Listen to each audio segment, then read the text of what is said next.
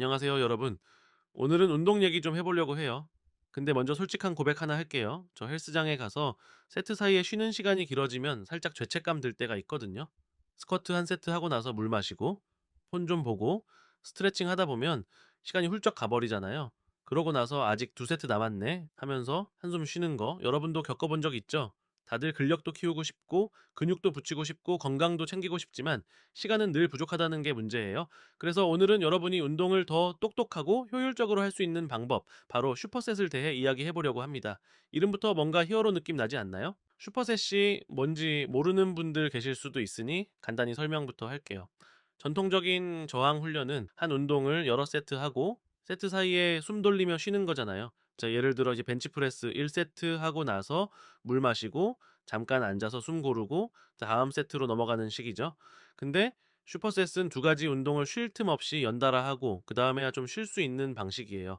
말만 들어도 빡세 보이죠?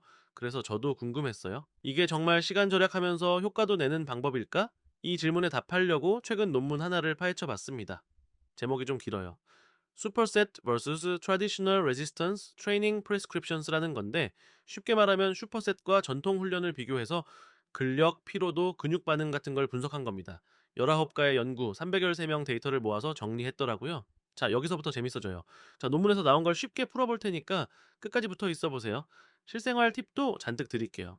첫 번째 관찰. 시간 줄이고 운동량은 그대로. 운동할 때 여러분이 제일 신경 쓰이는 게 뭐예요? 저는 시간이라고 할 거예요. 바빠서 운동할 시간 없다는 핑계 저도 자주 쓰거든요. 자, 논문 보니까 슈퍼셋은 훈련 시간을 평균 37%나 줄여준대요.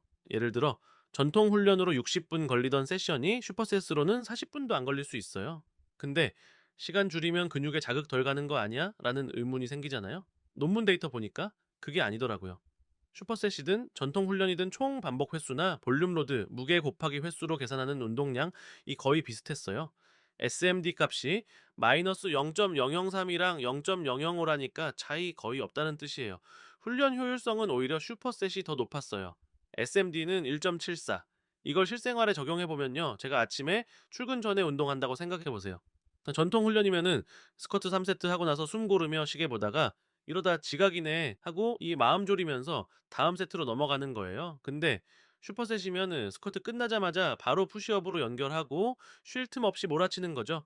그러다 보면 평소 40분 걸리던 루틴이 25분 만에 끝나고 커피 한 잔 타 마실 시간도 생겼네 하는 여유까지 생겨요. 시간 없어서 운동 포기할 핑계가 사라지는 셈이에요. 두 번째 관찰. 더 힘들다고? 그래도 결과는 비슷해. 자, 솔직해질 시간이에요. 슈퍼셋이 시간 효율적인 건 알겠는데 자, 몸이 더 힘들지 않냐는 거죠. 자, 논문에서 숫자로 보여줬어요. 슈퍼셋은 혈중 젖산 농도가 전통 훈련보다 높았어요. 자, SMD는 0.94에서 1.13. 자, 근육이 더 빨리 지친다는 거예요. 이제 에너지 소모도 더 높았고요. SMD는 1.93. 땀이 더 나고 운동 끝나고 아, 나 진짜 살아있네 싶을 거예요.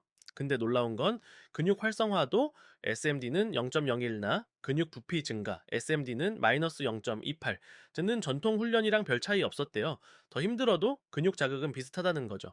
이건 마치 러닝머신에서 인터벌 훈련하는 느낌이에요. 빠르게 달릴 땐 숨이 턱턱 막히고 다리도 무거워지지만 끝나고 나면 꾸준히 걷는 것만큼 칼로리도 태우고 체력도 좋아진 걸 느끼잖아요. 슈퍼셋도 마찬가지예요. 힘들어도 결과는 비슷하니까 그 피로감이 그렇게 나쁘지만은 않다라는 거죠.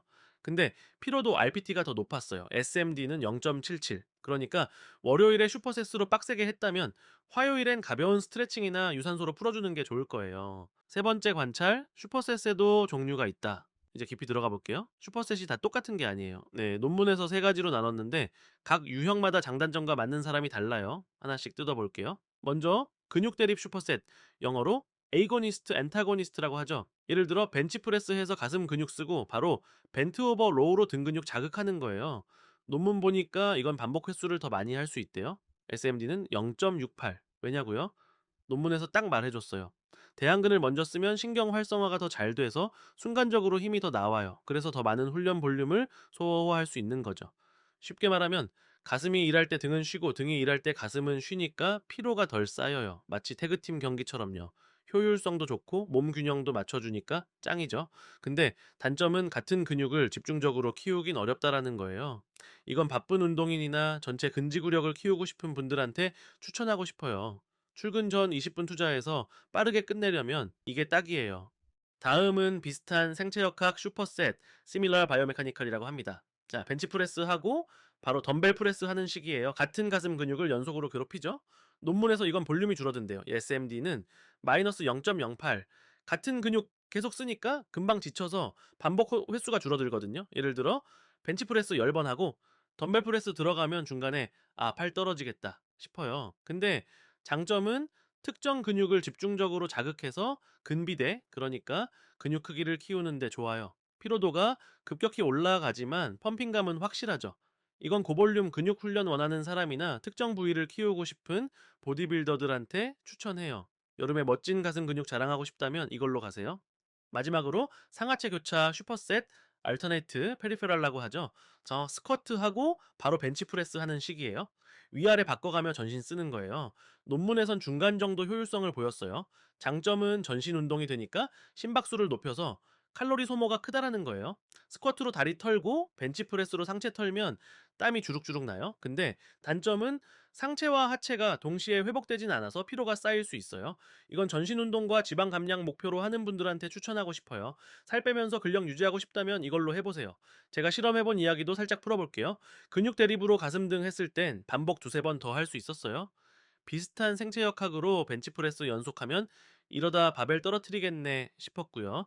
상하체 교차는 숨차도 온몸 쓰이는 느낌이 좋았어요. 목표에 따라 골라보세요. 네 번째 관찰.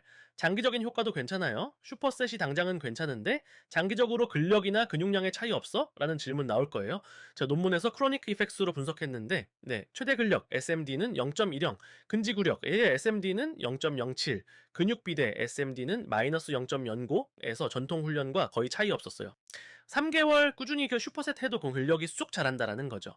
자, 제가 지금부터 12주 동안 슈퍼셋 하면 매일 20분 아껴서 책 읽거나 여유 즐기고 12주 뒤엔 전통 훈련한 친구들이랑 비슷한 무게 들 수 있어요. 자, 정리해볼까요? 슈퍼셋은 시간을 줄여주고 근력이나 근육 성장 효과는 전통 훈련이랑 비슷해요. 대신 피로도가 높아서 회복 신경 써야 해요. 바쁜 직장인이나 학생들한테 딱이죠. 다음에 헬스장 가서 스쿼트하고 바로 푸시업 해보세요.